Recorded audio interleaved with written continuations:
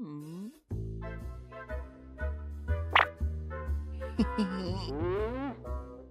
O que você está fazendo, Angel? Ah, nada! Então por que você está atrás de mim? Eu só queria saber que livro você estava lendo, ok? Já que você parecia tão tranquilo sentado aí, parecia errado te incomodar só pra perguntar. Ah, eu não estava ciente de que você apreciava literatura. Ah, mas é claro, eu amo leitura! Interessante. Que tipo de romances literários você gosta? Ah, você sabe, os tipos que tem bastante. Você sabe. Ele nunca leu um único livro em toda a sua pós-vida. Angel, está muito claro que você não tem a menor experiência com leitura. O que você quer de verdade? Eu não quero nada. Não é como se minha falta de experiência com livros seja minha culpa. Bom, não é completamente minha culpa. Como assim?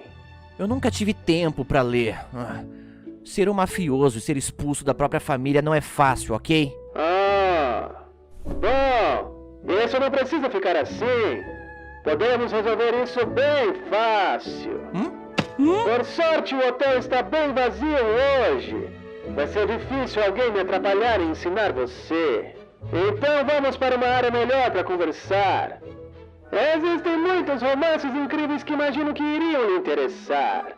Enquanto alguns trabalhos mais modernos podem faltar em alguns elementos, eles ainda são muito divertidos. Mas acho que devemos começar com algumas histórias clássicas curtas, para ver o quão bem você lê e compreende.